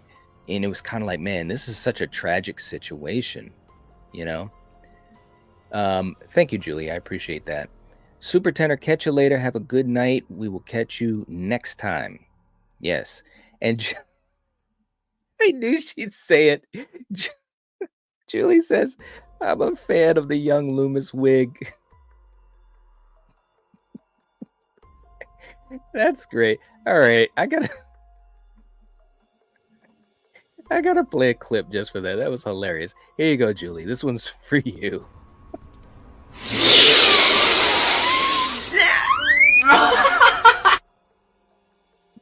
There you go. That was great. The Loomis wig. Let me put the image back up too. That's great. Poor Malcolm. It is what it is, though. What are you gonna do? Look at that.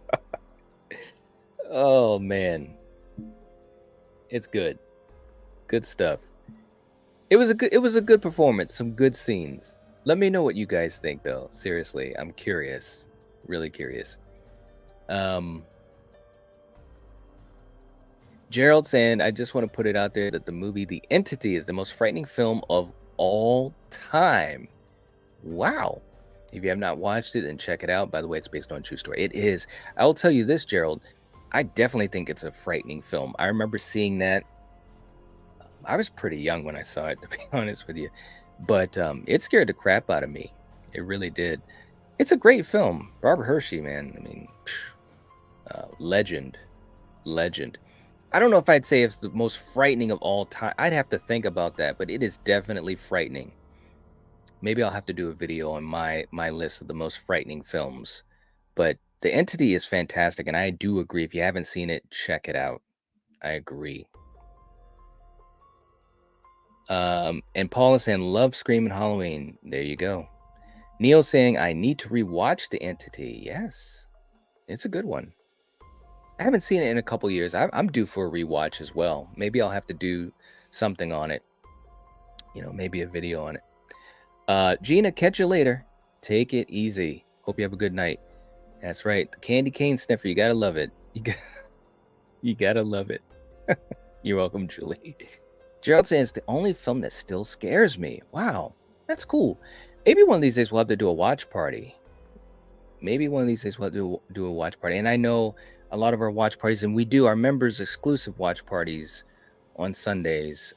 We'll see how that goes. And by the way, and I haven't said this yet either, but if you would like to become a channel member, hit the join button next to the subscribe button, and you do get to hang out with us and be a part of the conversation during our members watch alongs. We have exclusive hangout streams, all that type of stuff. We had a blast last night watching Totally Killer. That was a good one.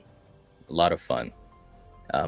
And if you guys, and Julie, I don't know if you can, but, or Ginger Ninja, if you guys can put the link for the channel memberships, that'd be great. That'd be great. Let's see. Julie saying the wig reminds me of the attempt to de-age John Kramer with the backwards baseball hat in Saw 7. That's great. Yeah, they tried to do that, you know. But Tobin is so cool, I didn't mind, right? I didn't mind it at all. Oh, man. Elm Street saying The Entity was epic. Yes. Yes. Danielle saying, I enjoyed Rob Zombie's Halloween because I was more invested into who Mike is as a killer. All right. Gotcha. Jeff saying, I wanted to say, if I didn't get a chance to at the watch party, It Follows. It's not a bad movie. It was pretty good. The ending was a little confusing for me. The ending is pretty ambiguous. I like that, though. I do like that. And stay tuned, Jeff, because there's going to be more talk about It Follows for sure. I enjoyed it. Yeah, no doubt. Neil saying, I haven't been scared by a film in a very long time, but I do have a funny story about Paranormal Activity. Oh boy, that's funny. Okay. And you guys sent the hat comment at the same time. It was funny when they did that for him in 7. It was funny. Okay. All right. So our next one coming in 4th place. Now, I bet you guys are probably thinking what's going to be going on. But in 4th place, I put in as a favorite moment of Loomis, of course, from Halloween 78. And just as a character, he was just captivating. You know, the monologue, the fight he had with the folks at the institution, you know, following the clues, finding the gown, all these different things, finally reaching up to Laurie and Michael in the end, shooting him 6 times. All the scenes with him and Brackett were great. And I think that it just, man, it's just a character that I love. It's funny to even say it, and I do mean it, but I just love the character. I've always loved this freaking character. And throughout 78, just so many great moments. And that's not to say that these aren't my absolute favorite moments, but I just wanted to put them in a certain order and talk about them and explain it. You know, of course, this could change tomorrow. Who knows, you know? Danielle saying, gotta go. My spine is hurting too much. Well, Danielle, I hope you feel better. And thank you so much for hanging out with us. We appreciate that. It's been a fun conversation. I'm going to be on for just a little bit longer, but Definitely. I hope you feel better. Yes. Neil, yes, it's getting a sequel. It Follows is getting a sequel. They're working on it right now. It's going to be called They Follow. And I'm excited. I'm excited for it. I really am. I've heard a few things about it, and there's more I'm going to be saying about it as time goes on. But yeah, it's really, really cool. Yeah, definitely. We hope that Danielle feels better. But again, with 78 Loomis, just great stuff all around. Such a great character. Everything that he brings to the table, no doubt at all. In my opinion, that's just my opinion. Okay, in third place, and you guys knew it. It had to come sooner or later. I'm going with Halloween 5. Halloween 5 Loomis is off the hook. All right. Halloween 5 Loomis is off the hook. He is doing shit that is absolutely crazy. He is scaring the crap out of kids, as you see in this image here with Jamie Lloyd. He's using kids as bait. He's screaming at the cops. I mean, he is just it's just so hilarious, but it's not in a bad way hilarious. Like those cops with the circus music, the kooky music, that's bad hilarious. Loomis is good hilarious because you see how this character has transformed in all of these movies. It's like he's been infected with this Michael situation. He's followed this Michael situation since Michael was a kid, okay? And he is just at his limit. He's like, I'm done with this shit. You know what I'm saying? He's got a game plan to trap him, and it works. But so many great moments in that movie. Seeing Donald Pleasance be so unhinged, it was great. Even though the film itself isn't great, right? But so many cool moments. You guys know one of my favorite lines of all time.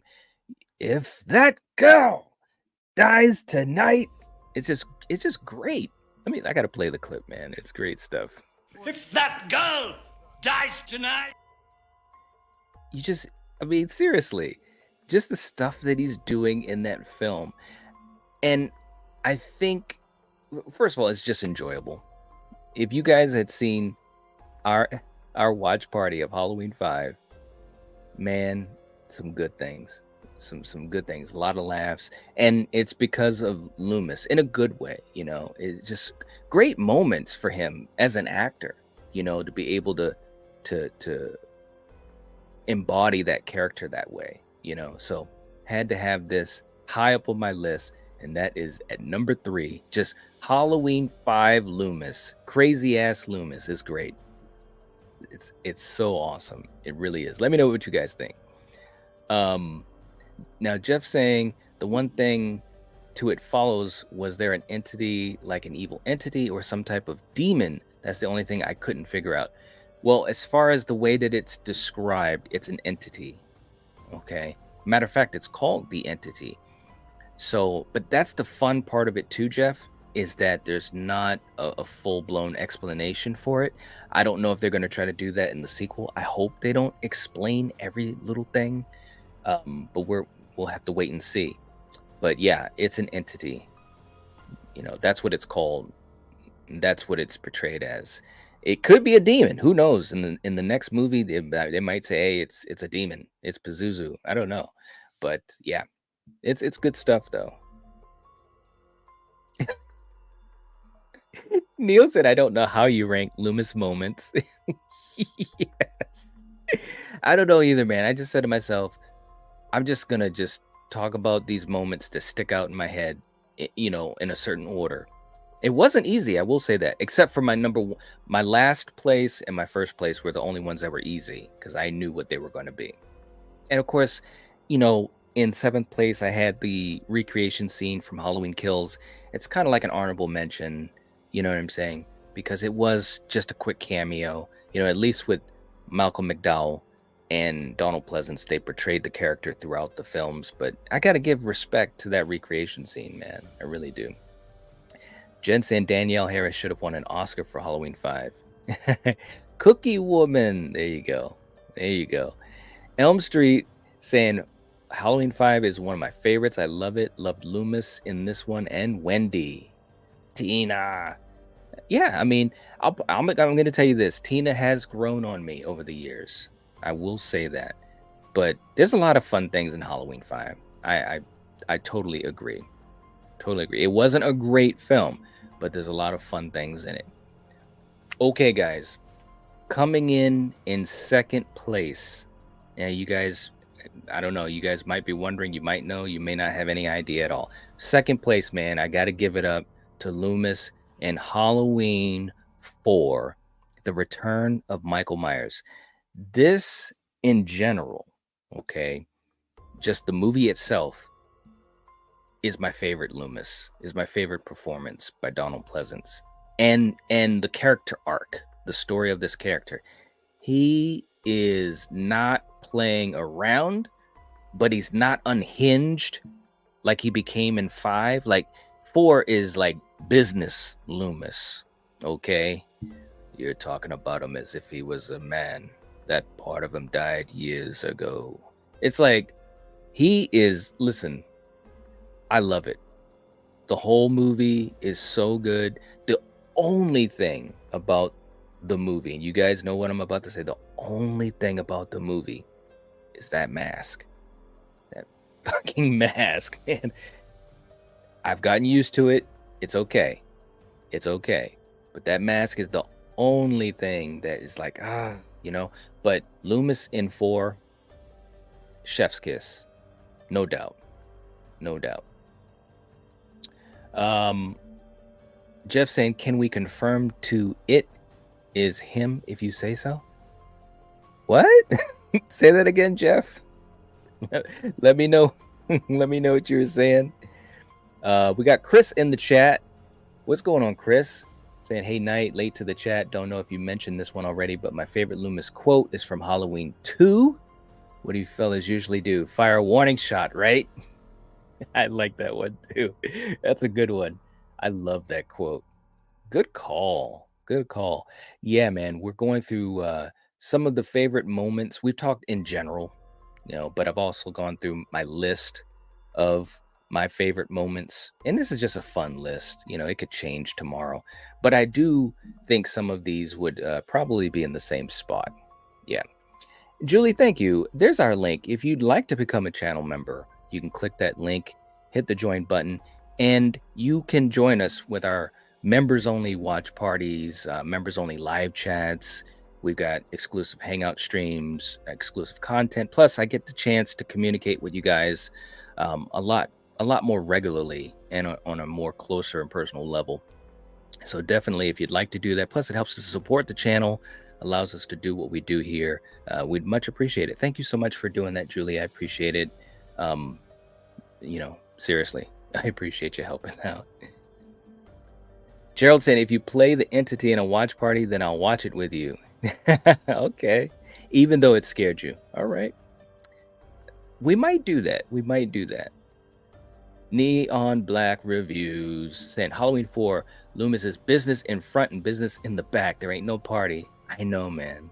I know. And that's what I love about it. He is so focused. I mean, he's literally Van Helsing. That's what he is. And I love it. So that's in my number 2 spot is Halloween 4 Loomis.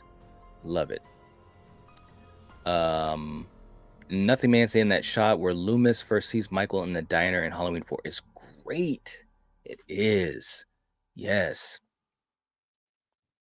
Yes.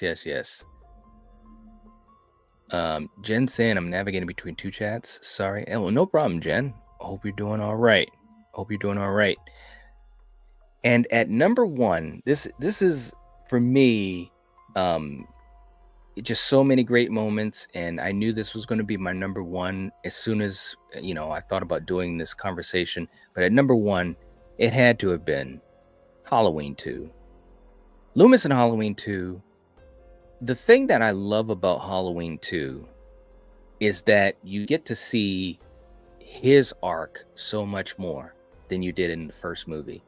Now, we know part of the reason why that is because Laurie is in the hospital and Jamie Lee Curtis, her presence isn't as strong in that film until the third act, right? But I think it worked out pretty good. And I love watching 1 and 2 back to back. But in Halloween 2, man, there were so many great moments with Loomis. I mean, he is following the trail. He's picking up the clues. Unfortunately, he's outing the wrong people in a Michael Myers mask. Poor Ben Tramer. I mean, he's and I say this for fun, but seriously, he's ready to shoot someone on the streets of Haddonfield because he thinks it's Michael. I mean, just seeing the lengths to which he would go to it's just interesting. And of course, the third act is money. It is so good, and I'm on the edge of my seat because Laurie is obviously not physically at her best, and Loomis is rushing back to the hospital after he points the gun at the cop, at the sheriff. He's like, "Let's go." And so you're wondering, is he going to get there in time? He gets there, and then of course they're in the hospital, they're trapped. And look, the ultimate sacrifice, Loomis blowing up a wing of the hospital at all costs. We don't know who is in that hospital, but just showing the commitment he has to ending Michael is just so powerful. Halloween 2 was the first film in the franchise I saw as a little kid, so I do have a strong connection to it as well. But just what Donald was doing in it, and right off at the beginning, showing the recap of 78, and then you got the neighbor, "I've been trick-or-treated to death," and just the delivery. "You don't know what death is," and then it goes right into the title screen. It's like it's perfect, man. I love it. It's always going to be top tier for me. It really, really is. You guys let me know what you think. I love it. Neil saying, "It's time, Michael." Yes. Yes. Yeah, it's just such great lines, such great delivery. Paul is saying, "I do love the watch parties, but American Idol's coming back, and I love that show." Okay, Paula. Well, hopefully we'll be doing the watch parties. Well, I know some of them might fall on the same night, but it's okay. I understand that. Yeah. Neil said there definitely wasn't any staff left in that hospital. It was the emptiest hospital of all time. Of all time. And Loomis didn't even think twice. It didn't matter who was left in there. He's just blowing up half the wing. I love it. Troy saying, "The more we talk about Loomis, the more I realize he is a menace. Someone needs to get that madman off the streets." It's true, because as the movies went on, I think it just showed how unhinged he became. He was like if he was infected by Michael, and I've said that too in videos, infected by that evil. If you look at Sartain from 2018, he's what Loomis would have become. He's infected by that. He's totally diseased by it, that evil, that obsession with Michael. So it's interesting as a character to see that. And I think that was one of the cool things about seeing Dr. Loomis over the course of the films, is that transition. To me, that was just really, really interesting. Yeah. Julie saying, "I have many good memories of old American Idol from when I was a kid." Yeah, it was some good moments, some funny moments too, man, of some of the people that didn't make it. Oh man. Yeah. If you study evil, then evil studies you. That's a great way to word it. And we saw it. We saw that in the movies, I should say. Even Tommy, if you look at Tommy in Halloween Kills, he's obsessed. He's obsessed. He was as a kid, he was as an adult. And it was interesting because he wanted to face his fear. He wanted to overcome his fear of Michael. So he actively hunted the evil. He hunted Michael. And it was his undoing. So that's some interesting stuff too. I know some folks aren't big on the characterization of Tommy, and that's fine, but character-wise, it was interesting to see that this is what he became and ultimately what his ending was. Yeah. A good name for a fan film, Loomis Obsession. I like that. Yeah. Yeah. That would be cool.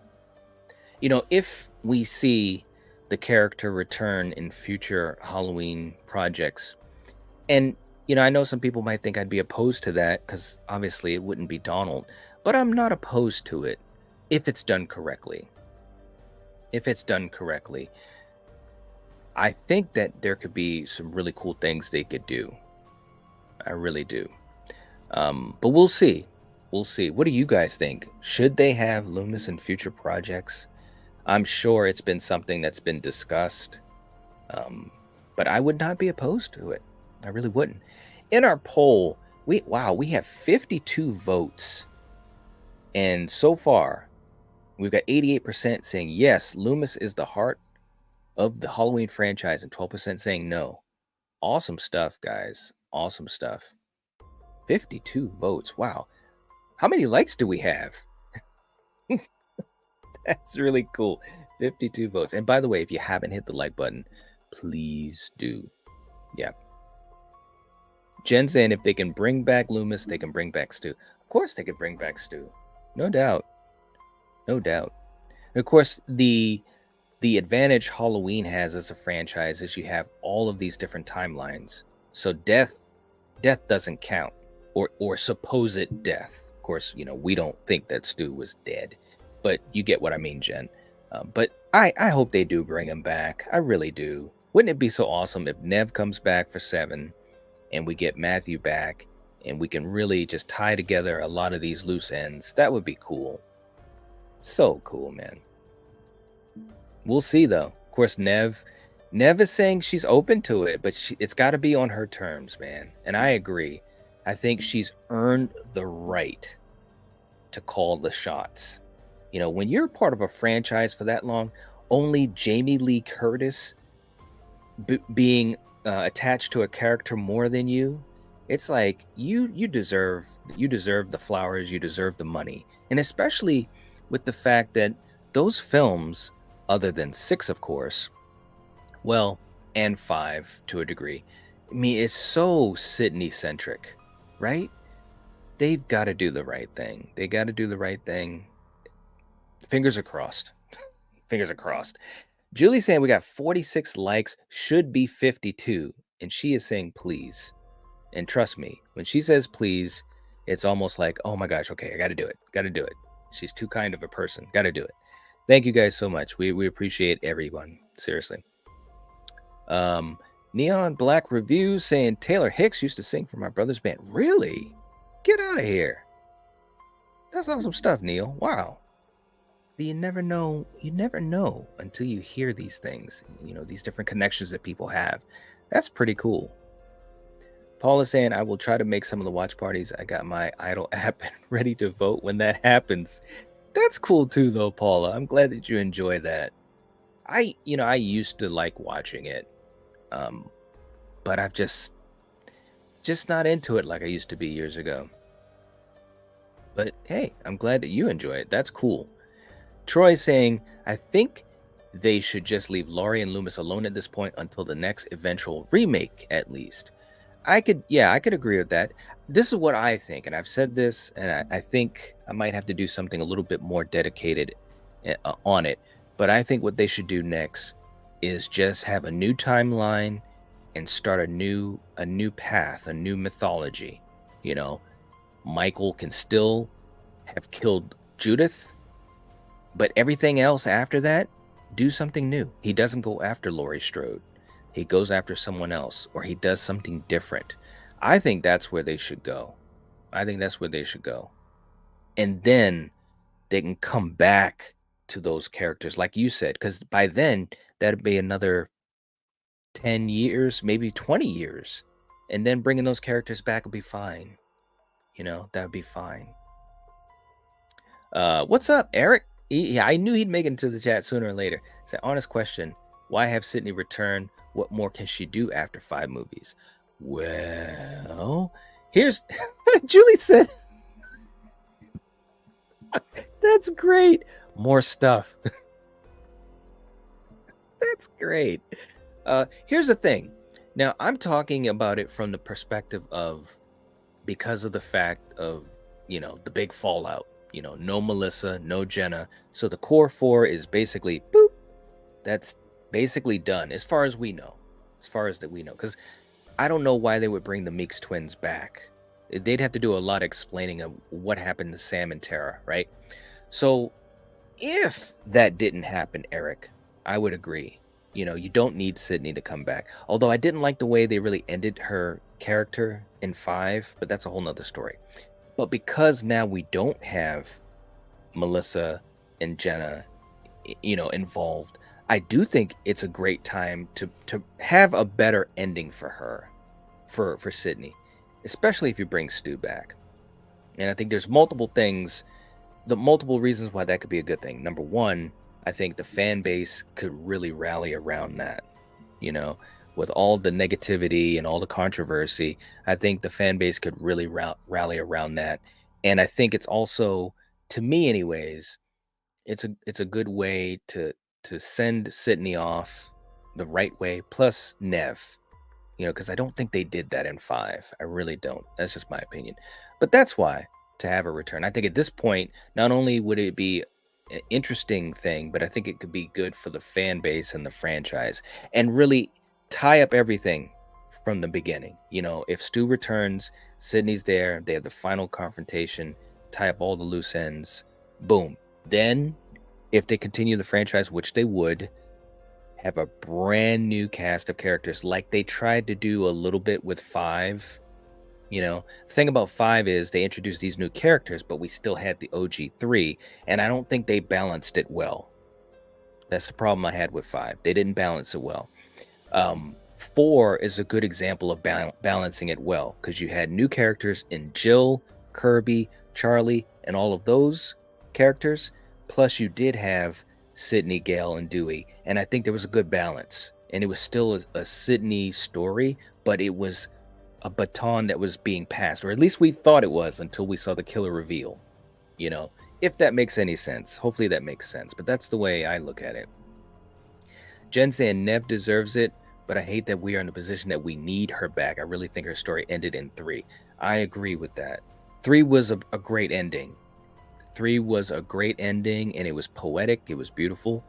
But yeah, unfortunately, we are at this point, and I think, and I don't know. I mean, needing her back, I guess that's the way to word it.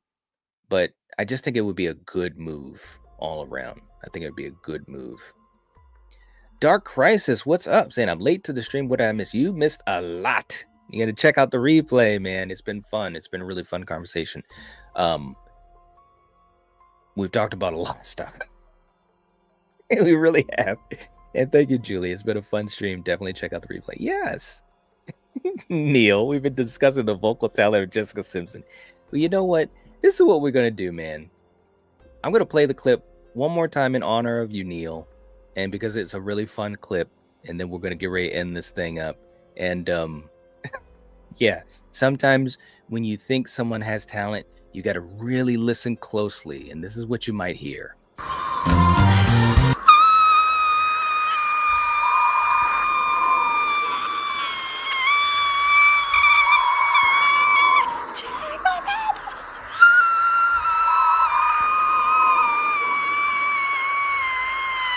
Wow. You take my back. You take my back.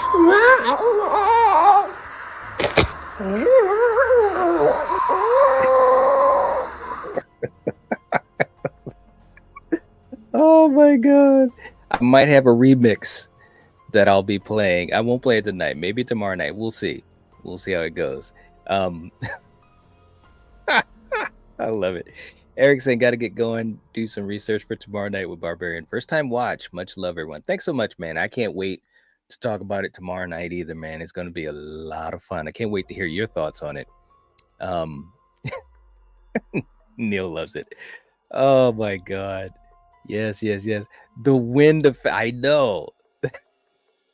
This is giving the Fallout 3 Wasteland sound effect. Oh my goodness. Eric, yes. Wait till you see the remix. You're gonna love it. Can you make her sing Treat Your Mother Right? Oh my god. That's too funny. You never know. You never know. Joy said that's what the clip was. I was driving when it played earlier and didn't get the visual. Right? There you go. All right, guys. This was a lot of fun. Thank you guys for hanging out. I appreciate it. It really made my night. You guys, a lot of good laughs and good conversation. A lot of great opinions and viewpoints, which is what Halloween is always about. Scream as well. So many different viewpoints from the fans and people that aren't necessarily fans. And that's what's fun. Catch you later, Gerald. It's been a pleasure. Thank you. And Dale just stepping in. I just popped in, saw Lisa Frankenstein as the Regal Mystery movie. Look forward to watching this as a rerun. Very cool. Well, Dale, hope you can check out the replay. And by the way, if you guys haven't hit the like button, please do. Good night, Jen. And thank you, May. I appreciate that. Seriously, I hope that you guys can enjoy the time hanging out together. So I will catch you guys tomorrow night for Battle World. It's going to be absolutely crazy. Hopefully we'll see the remix of Jessica getting her breath taken away. And who knows what else. If you're watching this, if you're listening to this, you're the Night Watch. Peace.